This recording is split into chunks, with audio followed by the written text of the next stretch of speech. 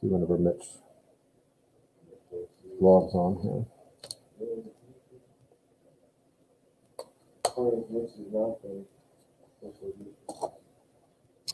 So, Tom, sorry, I just asked, but he's not sick though, right? No, his dad's just worried about him. Which, like, weird because he's been popular place to go. His dad what? Then he hasn't been sick. Yeah, I was just saying, he's the most unsafe one in this class, probably. Really funny because the parents are most concerned about it. Huh. Well. It makes a lot of sense, but,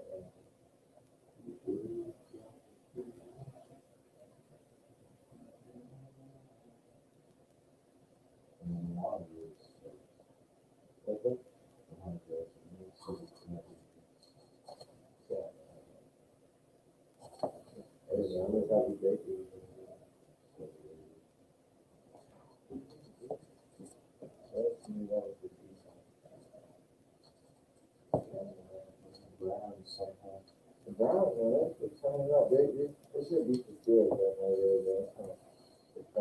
Oh, there he is. All right, Mitch, are you here? Cool.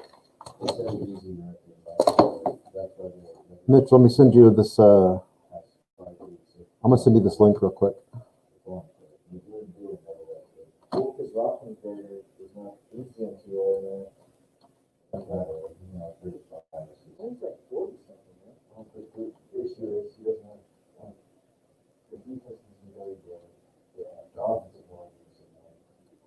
All right, just check your email real quick. I sent you a link. And let me get this for. You guys have your books? Yeah. Yeah. Yours, Owen? Okay.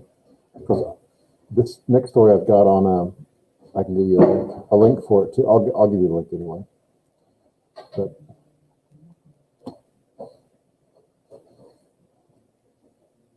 and Mitch, I'll send you the link. So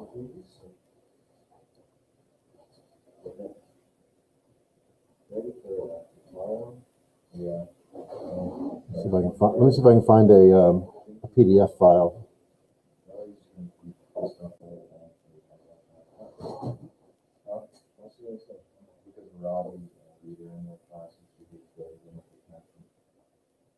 Yeah, she's the one that thinks about. She's been through that thing on a private school. The story's funny, man. You just know Okay. I'm just going to send this to all you guys just in case you need it for the future, okay? If you need this is a PDF file, or you can, but if you need it, like if you're at home or like for tomorrow. Yeah. I don't know. Is tomorrow, where's it? Okay. Whatever Wednesday exists anymore. Yeah, next week. Oh, wait, it does, yeah. Next week. This week is Regular, okay. if you want. Yeah. Okay. Did they talk about doing away with that? No, I think it's like, I don't know why we have to come back to this. Like, you do like a whole week or not. Give us the. Honestly, you want to hear something funny? I haven't told anybody else this, all right? I came yesterday, I was here at 7:30, had a Casio Polo on, khakis. I thought you guys were coming back. Yeah. I was totally ready. I didn't tell anybody. No one else has heard this, by the way. Why do they give us the extra time? It was more for us, I think. It was more for us, I think, to kind of, because Minimester, we have like plenty of time to get ready for regular school. And then so they gave us a day instead of a month, I guess. Mitch, I sent you that link if you, because I don't know if you have your book or not at home. Go ahead. Cash didn't like post anything about when we were coming back. My parents remembered it all the way before Christmas, and the last thing they sent out, they said that the very bottom. Tuesday. That would be funny if we would show up tomorrow for school. All right, so there he is. All right, man. How's it going, bud? Good. You're not sick, are you? No, I'm fine. Just missing today. Gotcha. So I sent you a link also to the story. Yeah, I got it. All right. So I don't think that boy, I hope we didn't, because this is what I got planned. But now I'm thinking maybe we did this. But we didn't read the story on page 92, Schneewittchen, did we? Schneewittchen. What was it about? It's about a girl named Schneewittchen, or AKA Snow White. No. Yeah, so this is one of the Grimm's fairy tales. Did I talk about this at all with you guys? Did we read any fairy tales? No. Good. So here's the deal with the fairy tales. That's like what you don't know about fairy tales. They're messed up. They're not Walt Disney. No. They resemble Walt Disney a little bit, but not. The story didn't go that way. Cinderella here, I was thinking that. Yeah, and then no, Cinderella gets like her like beautiful like locks of hair cut off, and her stepsisters like beat her with their, yeah, and like the dad is like seeing this all go on, acts like nothing's happened. It's weird. It's like, yeah, I made into a whip. Yeah, it's just horrible. It's worse than that too. But anyway, so yeah, it's not your G-rated stuff. It's G-rated, but I mean it's not Disney stuff.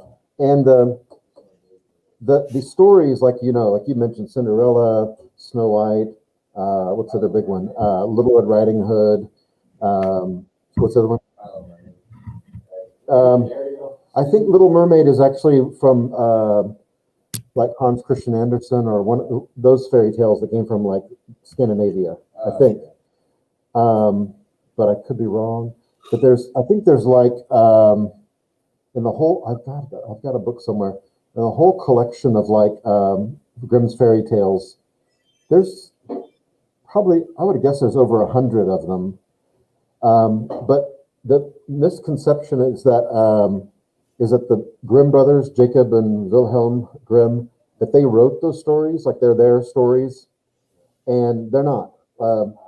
They were around for hundreds, if not even longer, in some form, and they were just never written down, really.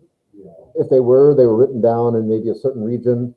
But Jacob and Wilhelm Grimm were both, they weren't writers. They weren't like authors at all. They were linguists. They studied language, and they were interested in the way these stories were told differently in different regions of the German-speaking world.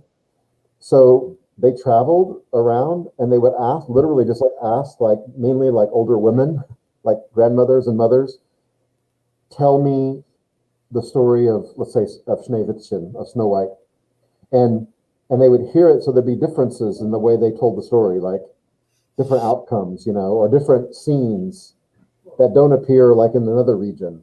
And that's so, and even the words they used were different. And so there wasn't like a memorized, standardized, if that makes sense, story. Yeah. It was a basic story, same way everywhere, basically. But there were lots of extra stuff. Some were more brutal, some were more, some were darker, some were not so dark, and so what they did was they compiled all these versions, and they edited them. Really, they edited them to a standard version, which they published. And it's kind of a good and a bad thing, because the things got published, but they also cut a lot of, so it would be kind of interesting. Now nobody knows those old stories anymore, like if there was like a really dark version of Snow White, or a dark scene or something in Snow White, where she turns to the dark side, and works black magic on her stepmother. That might have appeared, but that's all lost to history now, because ever since their books came out, when they published them, then everyone just started using these stories, and so that would be late 1800s or so. About Civil War time. So anyway, so again, a lot of people think that they wrote the stories, but really they compiled them, and then they edited them down and collected them and then published them. Yeah, so they sometimes even credit like as an author. In fact, it may even, it does. It gives them credit as like Günter Grass has a credit for his story we read, but they're really not that. They did other things too. Like they also worked on and finished like a German dictionary. So like they were into the linguistics was their thing, language, German language. And but yeah, to take on a task like writing a dictionary, that's about as big as it gets, you know. It's like I'm gonna write a phone book, you know, it's if you know what that is again. I don't know. You do? Yellow papers, man. Yeah, the ones that come to your door and you throw them away. Yeah. All right. Yeah, if you're real strong. Well, anyway, that's what they did, and it is, I think, kind of a shame that like we don't have some of those. But there are some. In fact, maybe when we get into this, I'll share some of like because the stories are. It's believed the stories are originally German, but there are other versions of very similar stories, like in Italy and Spain, and so they might have trickled over there, and they might have kind of customized them to their culture a little bit. Like Germany's not landlocked totally, but more landlocked than let's say Italy is, you know. Yeah. So in the Italian version, there's more to do with being on a ship and stuff and going off to. Whereas like in Cinderella, the father leaves, he's gone a lot, but he goes on horseback, and that would have been more common in Germany than because it's landlocked for the most, other than the north, you know. But anyway. That's the background. So even the title of the story is not like standard German. Schnee, that is snow, but this word Wittchen, well, Witt, W-I-T-T. I'll just give you a little to show you how English and German are connected. And sometimes you see more connections in the dialect than you do in the regular German and Hochdeutsch, like you're learning. But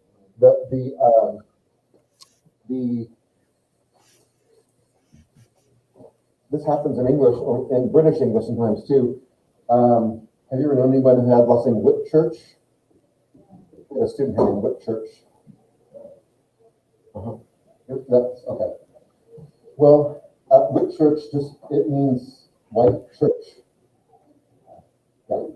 But you see it, and it's pronounced Whit, but Whitchurch.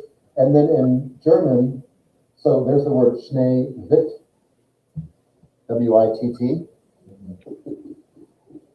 And then the word we use for white is Weiss. And then white. They're all three not that far off, I mean, not terrible. But between Witt and white is actually more similarity. And then look at W-H-I-T, Old English to wit, that's real similar. Yeah. And then so Schneewittchen, well, Schneewitt would be snow white. But so even the word Witt wouldn't be really, well, it would be because it's a famous fairy tale now, but when they first put it out there, like people, and most of these, I should tell you this, most of these fairy tales came from two regions, from the central region of Germany, like right in here. It's real mountainous, kind of, well, like Oklahoma mountains, you know, like here, kind of isolated, you know, communities, and also from the Black Forest out here. Most of them probably from this area, but many of them from this area. Still to this day, like people are much more superstitious, like in these areas here. And me personally, I'm not superstitious, but I am a little bit stitious sometimes. But I'm bummed. That's great. I love that line. Hear that, Mitch? Sometimes I'm a little bit stitious, Mitch. Yeah, office. But I'm not superstitious though. Mitch, do I look like I've lost weight to you? What? Oh, Yeah, you actually have. You look good. Do I look? Because these pants are falling off. Look at this. yeah. Dang. I'm gonna pull my belt a little bit. Really office off Netflix now? People get in trouble for it. Breaking news. Yeah. They got a big CH on my shirt right here. Okay, so that's the connection. But Germans in the 1800s, most Germans wouldn't have really known what Witt meant. Only that region that said that. So there's one, I think in the opening line of this, opening paragraph, they explain that. They say, and so for that reason, the mother called her Schneewittchen. And then in parenthesis, it says Schneeweißchen. Okay, so that's the other thing I had to say, is there's two, this is and you've seen these before, like in the word Mädchen, girl, right? Yes. Well, the old word for this is D, and no one ever says this anymore though, maid. That's feminine. Remember, it's always weird that Mädchen is neuter? Yeah. The reason it's neuter is because they added on this chen. And just like in the word Schneewittchen, this is the suffix here. So Mädchen, so we have maid, that's like English, right? We say maid. Or Mädchen sounds like maiden. Yeah. You heard the term maiden before? Okay. So Mädchen, maiden, that makes sense. But chen, anytime you add these two suffixes, chen to a word or line, first of all, it makes it automatically neuter. So whatever it is, whatever noun it is, it's a neuter. Whether it's masculine or feminine or neuter already, it's going to make it a neuter word. And this is called, it's called a diminutive. And you know, if somebody's diminutive, you know what that means? Like Mother Teresa was a very diminutive but powerful figure in the world. She was short. Oh. She was small. Yeah. Huh? Yes. I heard that first. And so diminutive, okay, there you go, is, so if you have like a person who's let me see here. Well, here's another word we have. You know the word, we have Frau, but we also have another word, Fräulein. Remember that? Yeah. Mrs. Mrs. and Mrs. Or M-I-S-S. Miss. That's different because you're younger, you're smaller. But if you get older, they call you Frau. Fräulein. There's even a word like Mann and Männlein. So a little man. Or you can almost use them interchangeably a lot of times. There's some words that are kind of set, like you wouldn't call somebody a Frauchen, but line is the name. But a lot of words you can put in chen or line, whatever you want to do. So there was a guy in my, he was from KU, he was in Germany when I was, and our kind of mentor we met with every week or so, his name was Andy. He was a shorter guy, Andy. And one time he was like kind of, I don't know, he was homesick and I don't know, his girlfriend wrote him a dear John letter or something. I got to wake up with you. And so he was kind of depressed. And the mentor looked across the room and saw him. We were kind of sitting in a circle. And she goes, "Oh, do Andy line." Well, he was a short guy. Oh. And so and here he's depressed already. I'm like, well, don't do that to him. That's a roast right there. But it was meant to be a term of endearment, though, like, sweet little Andy. Yeah, Andy line. Yeah, that's what you called him. And to this day, we're still friends. And everyone in our old group, we still tease him about it. It's funny now, but if you wouldn't be happy then. But she could have called him Andy Chin, I guess. But Andy line just sounds better. You just called him Andy, right? So you could have just called him Andy, Andrew. So if this is a tish, right? But if it were like a table like that made for kids, like lower, and you call that a tish line. Yeah. Or I think because this ends in SCH already, adding the word chen wouldn't sound right. Tish chen, but Tischlein, there's actually another fairy tale called Tischlein. But anyway, yeah, What is it about? the table like sets itself like Tischlein, deathlich.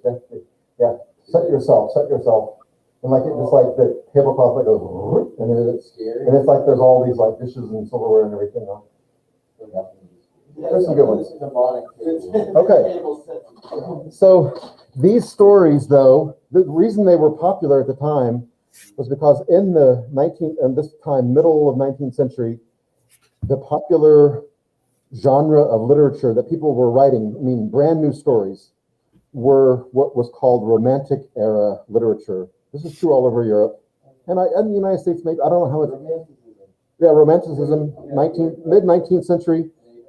And so these stories fit right in, and that's not why they pursued them. They might have just gotten lucky on marketing and the timing because they were interested in the linguistics. But already people were writing, and very famous German authors were writing in this really kind of fantastical style, like almost like anything's possible. Like there's some of my favorite like little books and stories and about like this guy had a bag he carried around. It was someone gave it to him. It was like a magician or something, and he could like pull anything out of this bag like that he needed. If he didn't need it, then it wouldn't be there. But if he really needed it, so he needed to get home because his sister or daughter was dying, and he reached into the bag and he pulled out a flying carpet, like, and he just like got on it and just flew back to where.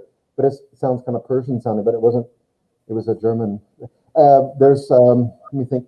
There's one story where this guy.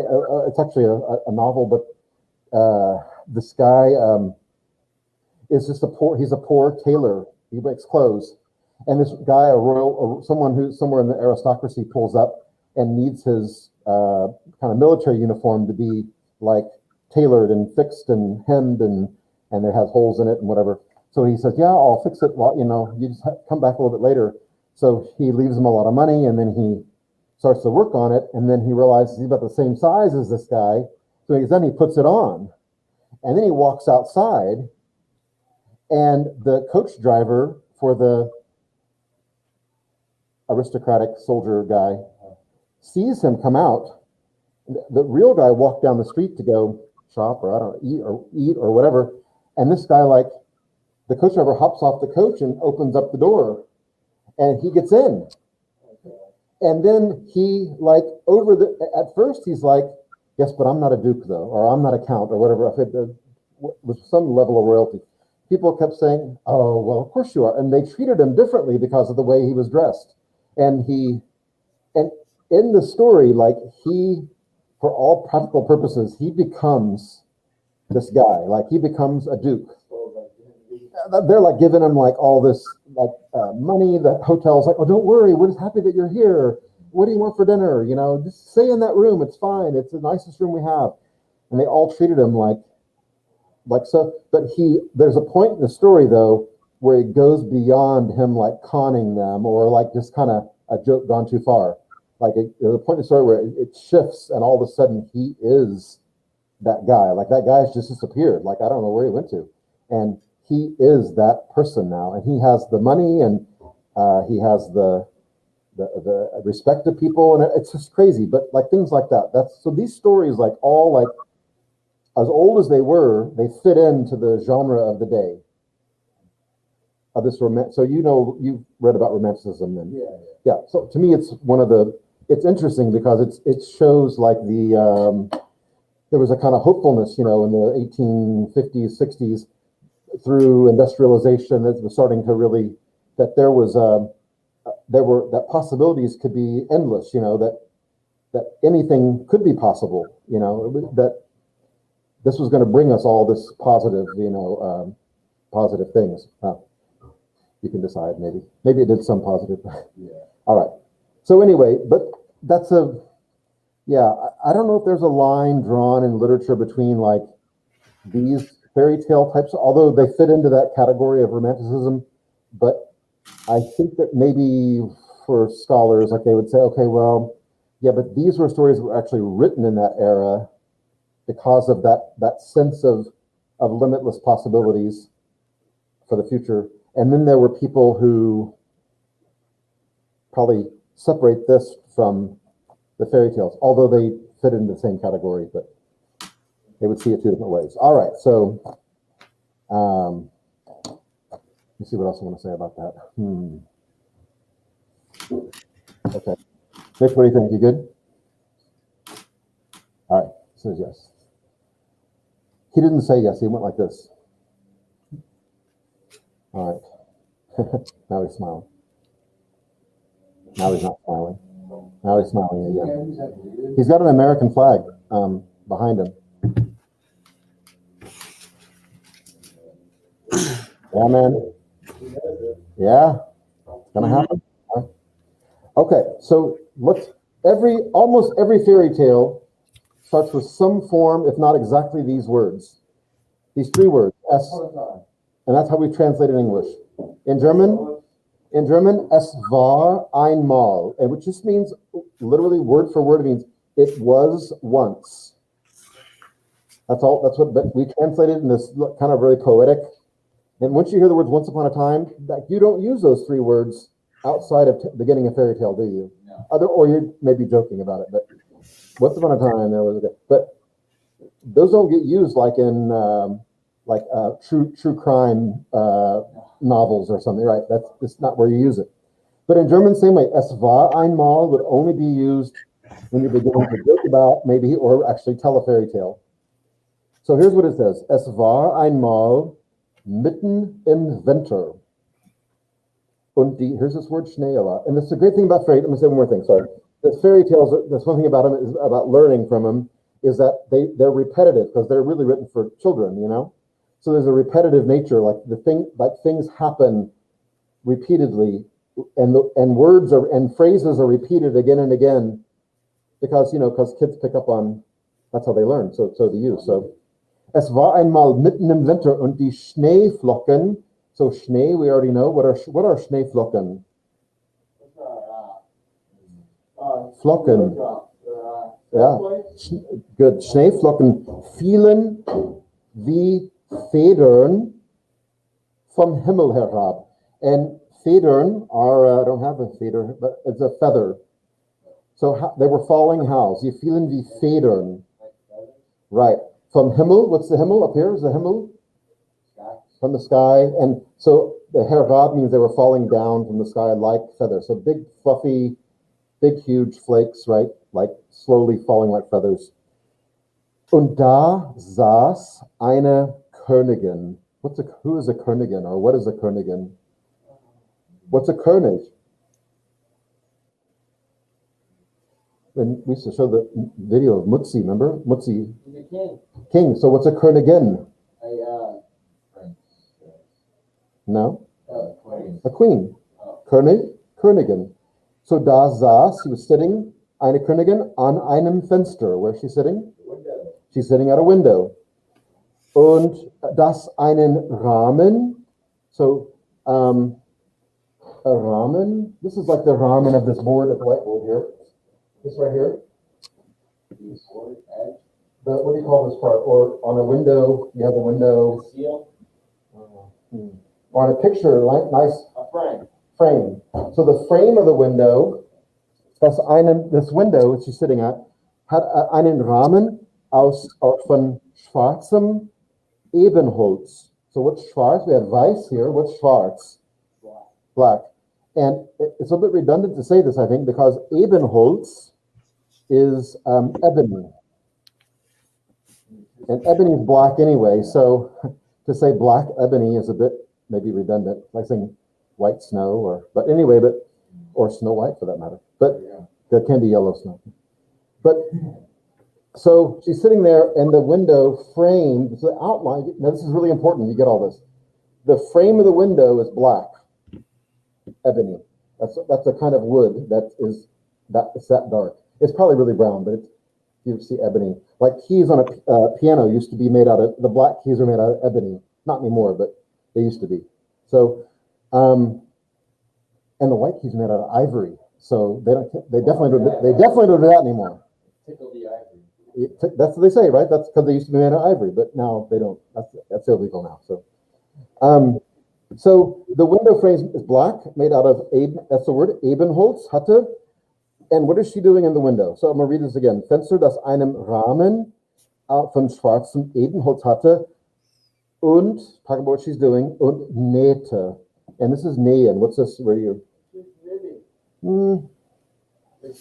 Sewing. Didn't have machines back then, but yeah. And she's sewing in the window, looking at these snowflakes. So she's not paying attention to what she's doing. She's watching the snow. Beautiful black window frame. So it's white. So I'm going to take you one step at a time. So it's all white outside, right? Snow on the ground, snow falling. Her view of the world is this black window frame. All right. So stay with me here. Und wie sie so nähte, as she was sewing, und nach dem Schnee aufblickte, instead of looking at the needles she's got in her hand, what's she looking at? Schnee, right? Stach sie, look at me, stach sie sich mit der Nadel in den Finger. Right. Stach, like stick, right? stach sie sich mit der Nadel in den Finger. Und es fielen, remember earlier, what was fielen from the sky? Schneeflocken fielen. So what now? Und es fielen, now something else is going to fall. Es fielen 3 Tropfen Blut in den Schnee. Blood is falling. 3 Tropfen, 3 Oh, wow, the three drops? drops. 3 Tropfen Blut in den Schnee. And then it's kind of weird. It gets a little weird right at the beginning here. Und because das rote, that means das rote Blut, im weißen Schnee so schön aussah. What's schön? You probably think your girlfriend is schön. No, come on, guys. It's a romantic era literature. This is not text message literature. Nice. Beautiful. So what did she find so beautiful? What did she find so beautiful? Das rote Blut in Schnee. The red rote Blut. Because she found the red blood in the white snow. It's weird. What are these colors? It's so weird. Like we know blood's red and we know snow's white and we know ebony's black, but they got to tell us that. But it's important though. That's a question. So what does she find beautiful in the snow? So hold on a minute. So let me hold on to your question for a second. So yeah. So I have here a princess here in my. I'm just kidding. I got a snow and I got a needle and thread. And so here's the scenario. So she's sitting at the window, not paying attention, sticks her finger with a needle. So here's the window frame, let's say. This is why they say black ebony, red blood, white snow. Otherwise, that would be totally unnecessary. So here's the window frame, and I'm just gonna we'll just say that this is solid black, right? And then we'll just leave this white because there's snow outside. I don't have a white marker either. And 3 drops of snow, of blood fall into the white snow. So let's say here, here, and here. This is what she finds so beautiful. Yeah, confirmed. So she looks and she sees the 3 drops of blood in the snow, and she sees something in all this. And it's weird where she goes from here, because she just drips blood, and then she thinks, the next line. Is that like a second story? Or is it It's weird because this part of the story ends at the end of the paragraph, and then the mom never comes back again. how So does she see it? How does she see the she's looking out the window. Is she hanging out the window? I don't know, it must be on the first floor. Is she hanging out the window and she sees? Maybe she picked herself and she held her finger out. Wait, isn't she like a Guys, it's a fairy tale. Wait, she- You're already overanalyzing it. Hold on, wait, is she a queen? Yeah, this was at Die Königin. Wait, Snow White's a queen? No, Snow White's not a queen, but her mom was a queen. Oh, is this the mom? This is, yeah. So Snow White hasn't come along yet. Oh, Snow White's not born yet. her mom's also weird. Well, it gets weirder. Is mom like the serial killer? Wait, hold on, wait till she. Oh my God, I'm right. Isn't it? No, She's not a serial killer? no. Because she found, look at it here, weil das Rote im weißen Schnee so schön aussah. What kind of thought does she have? I'd have a thought like that. It's kind of freaky down there with my blood in the snow. But she says it's beautiful, and she thought, dachte bei sich, here's what she thinks. Hätte ich ein Kind, if I only had a child, so weiß wie Schnee, so rot wie Blut und so schwarz wie das Holz an dem Rahmen. So if I had a child that was what? White. So weiß wie Schnee. Everything's white. No. So what's weiß? White. White wie Schnee. Why white snow? This is it, right. So this is the comparative thing. Listen, please. Listen, please. So wie, which means as. So so weiß wie Schnee would be, That's white as snow. and then so Oh. rot wie Blut, right?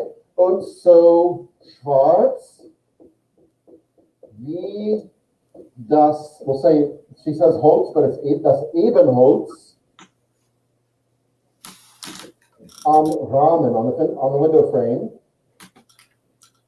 So what's she thinking about? If I only had a child that was what, so weiß wie Schnee, That's white as snow. so rot wie Blut und so schwarz wie das Ebenholz. And black is the window. Right, now, here's what, but hold on, here's what she sees. Here's the thing about skin color only. What she sees here in the, Mitch, I'm sorry, I'll turn the camera around. This is what she sees. This is the hair, this is her black hair. She has like porcelain white skin. And this is her cheek and her lips. That's what she sees in the snow when she sees, that's why she's talking about having a baby. Yeah, it's already like, just, it's weird. She, so see, here's my picture. Hold on. There we go. See that, Mitch? Yeah. So white as snow, as black as ebony, and as red as blood. Okay. That's it, man. All right. So weiß wie Schnee, so rot wie Blut und so schwarz wie das Holz an den Rahmen. And she like wishes that in the windowsill, right? As if that's all it takes to create a baby. But talk to your parents. It's not the only thing you have to do. Stork, so that's like the stork has to arrive. But is it bald darauf? That means, guys, follow me. Bald darauf, it means soon thereafter. What happens? Bekam sie ein Töchterlein. There's the word line, like Tischlein. What's a Tochter? You have a Sohn, you're going to have two kinds of babies, a Sohn or a Tochter. No, what's a Sohn? S-O-H-N. A son. Or a Tochter. What's a Töchterlein? A small girl. A little daughter, right? So, because, put a line. So, Töchterlein. So, soon thereafter, what happens? You become ein Töchterlein. She had a baby, a little daughter. And here's how she describes the baby, or the story does. That Töchterlein, das war, look at the word, so weiß wie Schnee, so rot wie Blut. Und now we know, und so schwarzhaarig. What's schwarzhaarig? Black hair. Black-headed, right? Black-haired. Now we know that the Ebenholz referred to the black hair. That's why it was, all right? And so she got what she wanted. A baby that was as white as snow, porcelain skin, had rosy cheeks. You know, that was a good sign, by the way, that the baby was healthy, right? That it had good blood flow and everything, okay?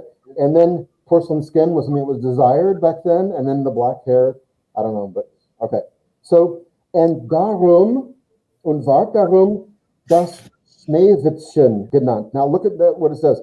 It translates that word from German dialect, as I was talking about Schneewittchen, to what? Schneeweißchen. You see it in parenthesis? Yeah. Because people wouldn't have known what Schneewittchen necessarily meant, like I was talking about earlier. Huh? Are they cute? But do you understand? I had this whole thing on the board about Witt church, Witt, Weiss, white, and because they heard this story from somebody in some region. I'm guessing this is in the central region. That sounds to me more like the way they would speak there. And so the word for white was not Weiss, but was Witt. But people outside of that region wouldn't have known that. But they must like the way it sounded. Like Schneewittchen sounded better than Schneeweißchen. So now everybody knows what Witt means because from the story from Schneewittchen. But okay. It's good like hillbilly talk. Like Yes, talk. exactly. Like how my grandpa said Hi, bud. yeller instead of yellow. All right. See ya. Man, you get that story from me? You got it. Except one yeller.